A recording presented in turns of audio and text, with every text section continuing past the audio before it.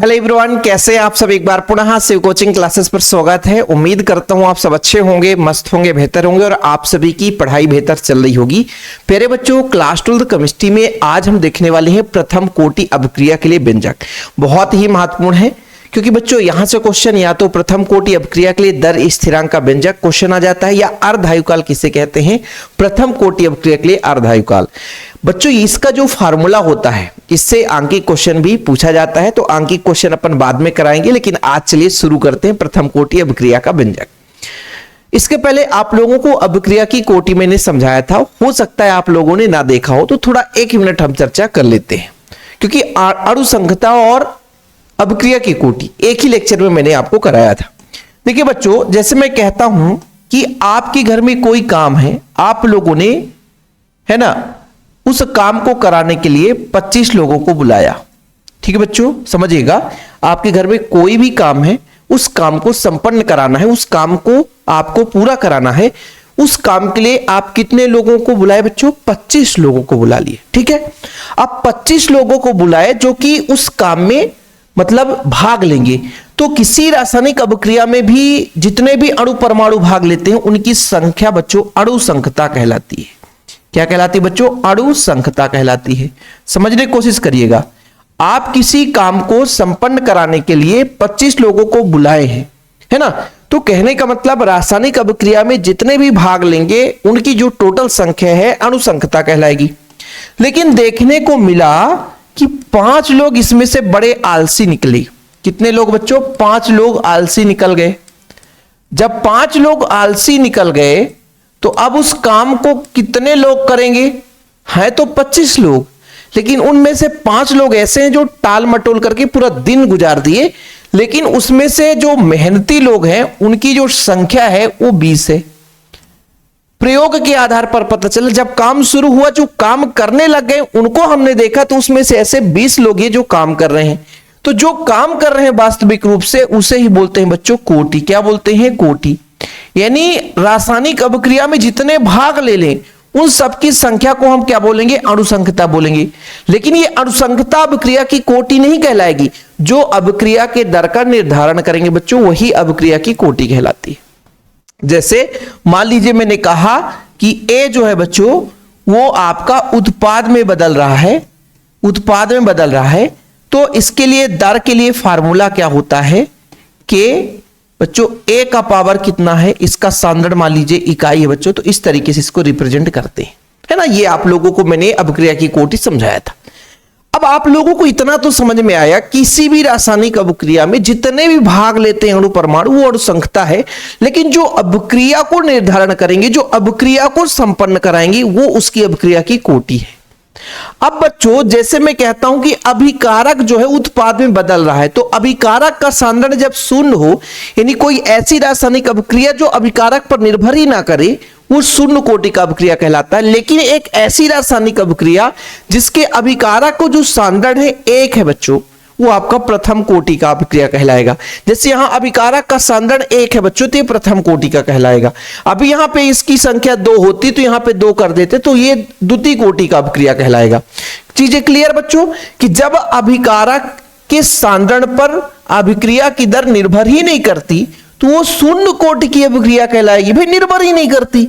लेकिन जब अभिकारक का सांद्रण इकाई हो प्यारे बच्चों, तब हम कह सकते हैं कि भाई साहब वो प्रथम कोटि की अभिक्रिया है। तो देखो बच्चों, किसी अभिक्रिया को प्रथम कोटि की अभिक्रिया तब कहा जाता है जब अभिक्रिया की दर केवल एक सांद्रण पद पर निर्भर करता है। माना एक अभिक्रिया हम लेकर चलते हैं बच्चों, माना अभिक्रिया है, वो अभिक्रिया कैसा हो सकता है? अभिक्रिया ऐसा होगा सर कि यदि हमारे पास रिएक्टेंट है तो वो प्रोडक्ट में बदलेगा। किस में बदलेगा? रिएक्टेंट है, यदि अभिकारक है वो किस में बदलेगा बच्चों? उत्पाद में बदलेगा। बड़े प्यार से, रिएक्टेंट है तो किस में बदलेगा बच्चों? उत्पाद में बदलेगा। ठीक है, तो यदि अभिक्रिया प्रथम कोटि की है, यदि अभिक्रिया किस कोटि का है बच्चों? प्रथम कोटि का है। यदि अभिक्रिया प्रथम कोटि की है, प्रथम कोटि की है, कोटि की है, तब अभिक्रिया की तात्कालिक दर, तब अभिक्रिया की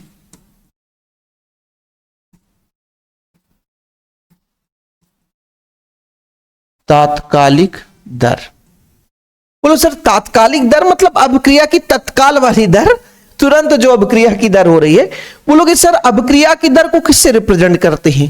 या तो अभिकारक के सांद्रण में कमी से, या तो उत्पाद के सांद्रण में वृद्धि से। अच्छा एक चीज और समझना, मैंने आपको बताया कि अभिक्रिया की दर के लिए ये के आपका एक स्थिरांक है बच्चों, और सांद्रण पर निर्भर करेगा। जैसे ए है तो ए के सांद्रण पर, सांद्रण इकाई है तो प्रथम कोटि हो जाएगा, 2 होता तो द्वितीय कोटि हो जाएगा, 3 है तो तृतीय कोटि हो जाएगा बच्चों।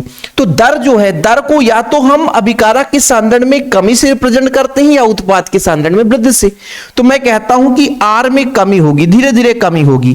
बोलो सर ये कैसे हो जाएगा? अरे बच्चों यदि आप दूध से दही बना रहे हो तो धीरे धीरे दूध में कमी होगी कि नहीं, इसलिए माइनस लगा दिया। हाँ सर बढ़िया है। और अपन ने के लगाया, और जो अभिकारक के सांद्रण की बात करते तो घात 1 है बच्चों, इकाई सांद्रण पर निर्भर करता है। यहां तक किसी बच्चे को कोई प्रॉब्लम नहीं होना चाहिए। बोला सर ठीक है सर, इतना तो हमको समझ में आ गया, इतना हमें कोई प्रॉब्लम नहीं है। अब क्या करोगे? हम ये करेंगे कि भाई साहब जैसे हमारे पास यहाँ पे डी आर है बच्चों, तो आर को इधर ले आएंगे। अभी इसको ऐसे ही एक लाइन में ऐसा कर लो, ठीक है। सांद्रण 1 हमने माना है तो 1 लिखने की जरूरत नहीं है, एक बार हमने रिप्रेजेंट कर दिया ना बच्चों, एक बार हमने रिप्रेजेंट कर दिया, मतलब आप लोग सिर्फ इसको आर लिखो बस। अब इसको जब अरेंजमेंट करोगे, जब अरेंजमेंट करोगे ना बच्चों, तो देखना कितना आ जाएगा अपना। आर को इधर ले आओ तो कितना हो जाएगा बच्चों? 1/r हो जाएगा कि नहीं? और ये डी आर हाई है, ठीक।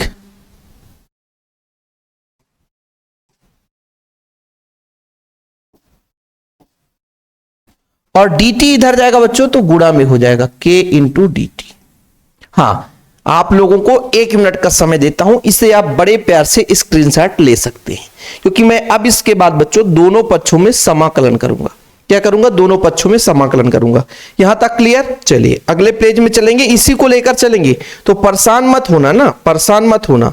हमने कहा कि हमारे पास आया है माइनस का 1/r, ठीक है बच्चों।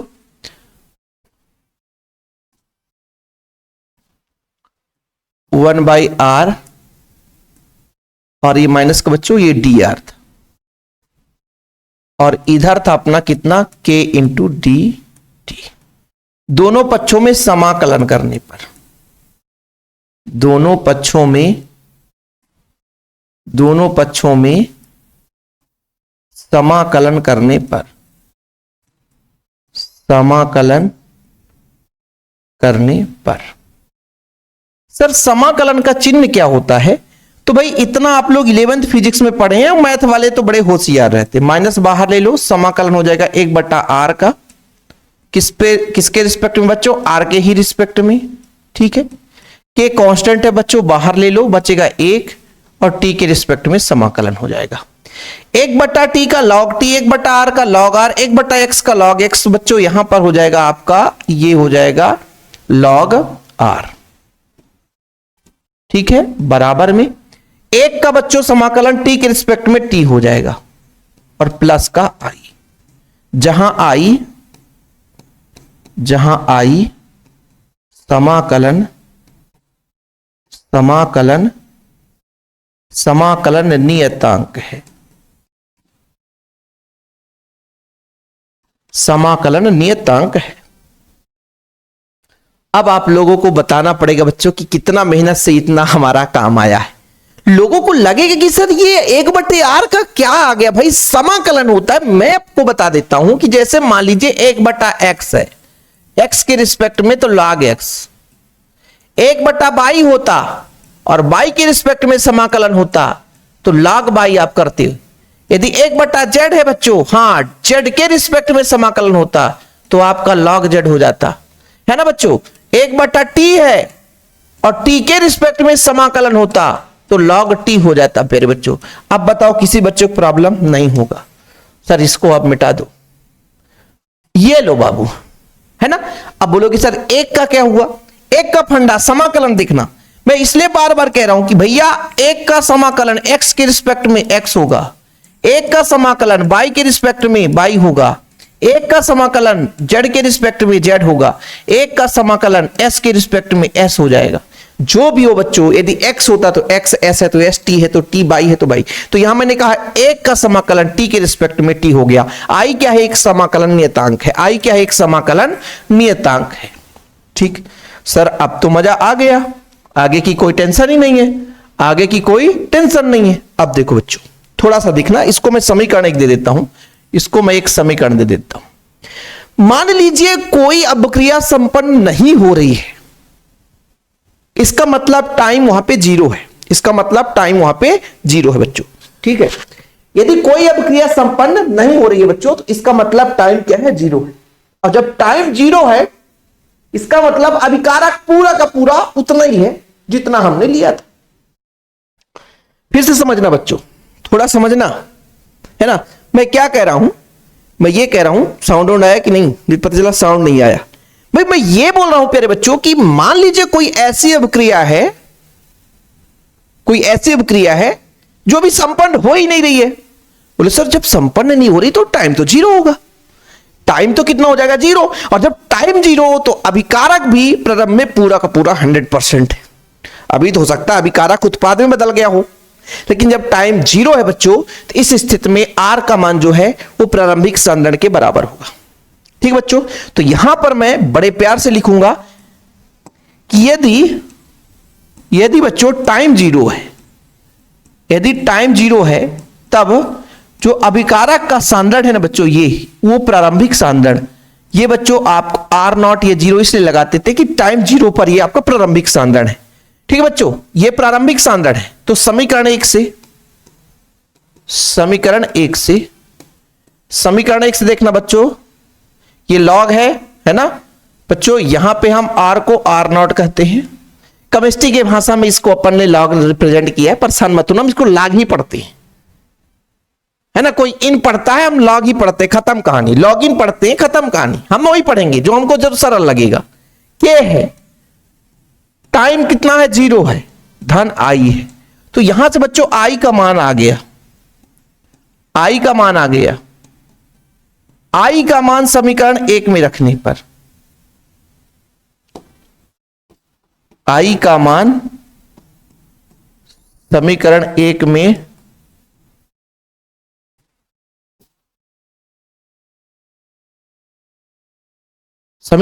रखने पर, रख दो बच्चों समीकरण एक में। जब समीकरण एक में रखोगे बच्चों, जो समीकरण एक में रखोगे तो कितना आ जाएगा बच्चों, माइनस का लॉग आर बराबर के टी, फिर बच्चों माइनस का आर नॉट। ये माइनस से इधर ले आओ तो प्लस हो जाएगा बच्चों।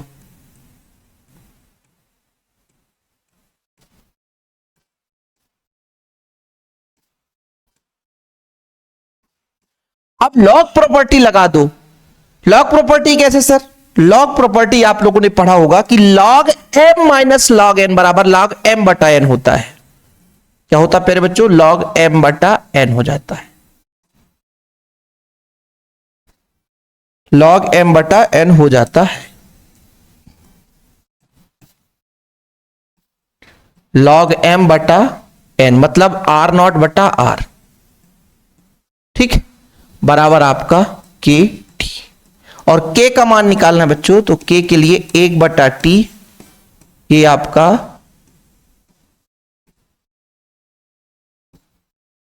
ठीक। अब इसको log 10 में बदलेंगे। अभी log इन है बच्चों, इसको log 10 में बदलेंगे। ठीक है, आप लोग टेंशन मत लेना, ये लगता होगा थोड़ा टेढ़ा है ना, तो इसको अपन सीधा कर लेंगे, है ना। अब सर इसको थोड़ा सा आप ऊपर कर दो, तो इसको ऊपर कर देंगे। अभी ये लॉग प्रॉपर्टी आप लोगों को समझ में नहीं आया होगा कि ये कैसे हो गया। यहां पे एक फार्मूला लगा दिया मैंने, यहां पे एक फार्मूला लगा दिया, कि बच्चों यदि log property log m minus log n है ना, तो ये बराबर हो जाएगा log m बटा n के, m बटा n के। नहीं दिख रहा ना सर? नहीं दिख रहा है, कोई दिक्कत नहीं है, इसको मिटा दो। फार्मूला आपको पता होगा, खत्म कहानी यार, फार्मूला बन जाएगा। ठीक बच्चों, चलिए, एक घूंट अमृत।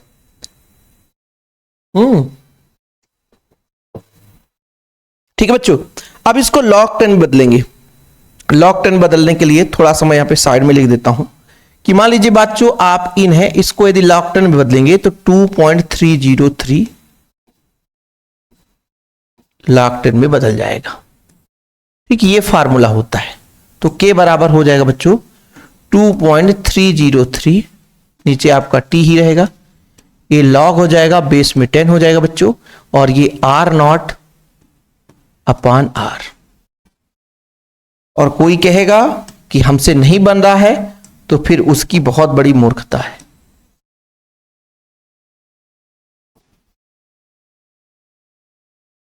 इतना सिंपल यदि क्वेश्चन किसी से नहीं बन रहा है प्रथम कोटि के लिए अभिक्रिया के लिए बच्चों व्यंजक, तो बहुत मूर्खता है, और इतना सिंपल आपको कहीं नहीं मिलेगा। स्क्रीनशॉट ले लो बच्चों, यही प्रथम कोटि अभिक्रिया के लिए, यही प्रथम कोटि अभिक्रिया के लिए दर स्थिरांक का व्यंजक है। ठीक है, ठीक है बच्चों, चलो यहां तक ही आपको करना है, इससे आगे परेशान नहीं होना है। ठीक है, इतना ही क्वेश्चन आएगा। ठीक है, अब आप लोगों को लगेगा कि थोड़ा सा और घाती रूप इसका व्यक्त करूं, तो मैं उसका भी बता दूंगा, परेशान मत होना, इतना आप लोगों से बनना चाहिए। ठीक बच्चों, इसका घाती रूप एक बार मैं बता देता हूं। जैसे आपके पास इतना है, देखना ना, आपके पास ऐसा नजर आया है अभी, जैसे आपके पास आया ये r0 अपान r है ना बच्चों, बराबर के टी है। तो बच्चों इसको अपन r0 अपान r यदि लिखना चाहेंगे ना, तो ये हो जाएगा, log को इधर पक्षांतर करेंगे तो e to the power kt हो जाता है। ठीक है बच्चों, यदि r0 बराबर यदि निकालना चाहो तो ये इधर r का पक्षांतर हो जाता है और e की पावर kt हो जाता है। ये उन बच्चों के लिए जो एक्स्ट्रा ज्ञान लेना चाहते हैं, बाकी हम एक्स्ट्रा ज्ञान देना ही नहीं चाहते। हम एक्स्ट्रा ज्ञान हम बोर्ड एग्जाम के लेवल से पढ़ाते हैं, तो इतना आप लोग फार्मूला कभी कभी ऑब्जेक्टिव में पूछ दे तो बनना चाहिए। बाकी यार आप लोग बहुत समझदार हो भाई साहब। अब हम बात करेंगे बच्चों, यहां तक क्लियर है? इतना यदि कर लिए होंगे तो बाकी अब आपको बात यहां पे समझाने वाला हूं कि प्रथम कोटि अभिक्रिया के लिए अर्धायुकाल। बच्चों अर्धायुकाल किसे कहते हैं? कि वह अर्धायुकाल वह समय है जिसमें अभिक्रिया का जो प्रारंभिक सांद्रण है घट करके आधा हो जाता है। सीधा सीधा बच्चों, है नहीं, मतलब किसी अभिक्रिया को आधा पूर्ण होने में, अर्धपूर्ण होने में जो समय लगता है उसे उसका अर्धायुकाल कहते हैं। तो बड़े प्यार से आप लोग इसकी परिभाषा लिख लेना। क्या लिखोगे बच्चों? अर्ध आयुकाल। अर्ध आयुकाल, अर्धायुकाल का मतलब बच्चों हम यहां पे थ्योरम लिखेंगे, थोड़ा सा थ्योरम, यानी टाइम जो हो जाए बच्चों टी हाफ हो जाए। और इस स्थिति में जब टाइम टी हाफ हो जाएगा तो जो प्रारंभिक सांद्रण है बच्चों वो आधा हो जाएगा। कितना हो जाएगा? आधा हो जाएगा। कुछ समझ में आया? मैं ये बोल रहा हूं कि जब टाइम आधा हो जाए, किसी अभिक्रिया को अर्धपूर्ण संपन्न होने में जो समय लगता है उसका उसे अर्धायुकाल कहते हैं। और इसीलिए कहता हूं बच्चों कि आप लोग थोड़ा सा नोट्स भी ले लें। नोट्स के लिए मात्र 100 रुपए चार्ज, 96 85 29 91 49। ठीक है भाई, आप लोग एक बार रिवीजन भी करते चलो। ठीक है, जो टॉपिक हमको पढ़ाना उसको आप रिवीजन करके आओ, बढ़िया लेक्चर भी देखो, नोट्स भी देखो, है ना। ऑल चैप्टर के ऑब्जेक्टिव भी मिल जाएंगे। तो ये कांटेक्ट नंबर मेरा ही नंबर है, जिसको नोट्स लेना होगा तो कांटेक्ट कर लेगा 9685299149। ओके बच्चों, मेरा पर्सनल नंबर है, जिसको नोट्स लेना है तो बता देना। ठीक है, अभी मैंने कहा कि कोई भी अभिक्रिया 50% पूर्ण होने में जो समय लगता है उसे उसका अर्धायुकाल कहते हैं, या कोई अभिक्रिया आधा पूर्ण संपन्न होने में जो समय लगेगा बच्चों उसका उसे अर्धायुकाल कहेंगे। या किसी अभिक्रिया का अर्धायुकाल वह समय है जिसमें वो अभिकारक का सांद्रण जो है प्रारंभिक सांद्रण से घट करके आधा हो जाए। ठीक है बच्चों, ये चीज है। अब ऐसी स्थिति में आप लोगों ने ये फार्मूला तो भाई निकाल ही लिया था, के का मान, के का मान निकाला था सर 2.303 है ना, अपान टी ये होता है बच्चों, है ना। और यहां पर लॉग कितना था? 10 था। ये आपका बच्चों r0 था अपान r था। ठीक है, ये बच्चों किसके लिए था? ये किसके लिए था? प्रथम कोटि अभिक्रिया के लिए दर स्थिरांक का व्यंजक बच्चों। तो यहां पर लिख देता हूं प्रथम कोटि प्रथम कोटि अभिक्रिया का दर स्थिरांक। प्रथम कोटि अभिक्रिया का बच्चों दर स्थिरांक था बच्चों, प्रथम कोटि अभिक्रिया का दर स्थिरांक था। अच्छा, अब सर एक काम करते हैं, इसको थोड़ा सा ऊपर करते हैं। यहां पर बच्चों हमने क्या बोला, हमने ये बोला कि भाई टी हाफ हो जाए, तब बच्चों के बराबर, थोड़ा समझना, टी हाफ कर दिए, यानी 2.303, टी के जगह टी हाफ कर दिया अपन ने, कितना कर दिया, टी हाफ। लॉग बच्चों बेस में 10 है, आर नॉट तो रहेगा ही, लेकिन आर के जगह बच्चों हाफ करना है, आर की जगह आर नॉट बाई 2 करना है, हाफ करना, सर कर दिया।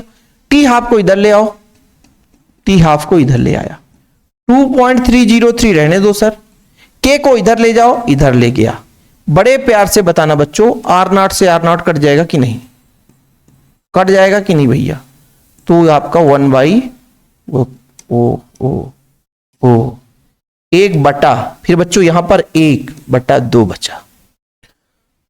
बड़े प्यार से दुनिया वालों, बड़े प्यार से दुनिया वालों ऐसा देखना, 2.303 अपान के, ये 2 ऊपर जाएगा बच्चों, बेस में आपका 10 है, और ये हो गया। log 2 का मान होता है बच्चों, यहां पर ध्यान देना, यहां पर देखना बच्चों, 2 लाइन का और काम बचा है, टी हाफ अर्धाइकाल निकाल रहे हैं, देखना बच्चों, 2.303 अपान के, log 2 का मान होता है 0.3010, और इसका मल्टीप्लाई करेंगे बच्चों तो 0.693 अपान के आ जाएगा। चूंकि यहां पर लिख देता हूं log 2 का मान होता है 0.3010। ये बच्चों सर मजा नहीं आया, मजा नहीं आया ना, ये फार्मूला है भाई, ये फार्मूला है, ये फार्मूला है, ये फार्मूला है, याद रखना आप लोग, ठीक है। बस आंसर तो आ गया सर, आंसर तो आ गया, आंसर तो आ गया, ठीक है, खत्म कहानी। देखो इसका मल्टीप्लाई कितना आता है, नहीं गड़बड़ आ जाए, मल्टीप्लाई कितना आता है भाई इसका गुणा कितना आता है, 0.693, हाँ यही है, ठीक है बच्चों। अब देखो यहां पे कोई सांद्रण वगैरह है क्या, नहीं, तो प्रथम कोटि अभिक्रिया का अर्धायुकाल बच्चों सांद्रण पर निर्भर नहीं करता। देखो बच्चों प्रथम कोटि अभिक्रिया का जो अर्धायुकाल है सांद्रण पर निर्भर नहीं करता, प्रारंभिक सांद्रण पर निर्भर नहीं करता, जबकि शुंड कोटि अभिक्रिया का अर्धायुकाल प्रारंभिक सांद्रण पर निर्भर करता है। तो देखो बच्चों आज हम 2 थ्योरम कर लिए, भले छोटे छोटे हैं, एक तो आपने प्रथम कोटि अभिक्रिया का थ्योरम कर लिया है ना, और फिर बच्चों इसका अर्धायुकाल भी निकाल लिया। उम्मीद करता हूं चीजें क्लियर हो गई होगी, और किसी बच्चों के लिए नोट चाहिए तो फिर से एक बार नंबर बता देता हूं, 96 85 29 91 49, प्रॉपर रूप से 100 रुपए में बढ़िया नोट्स आपको दिए जाएंगे। फिलहाल अभी के लिए इतना ही बच्चों, वीडियो पसंद आए तो लाइक करके शेयर जरूर करना। जय हिंद, वंदे मातरम।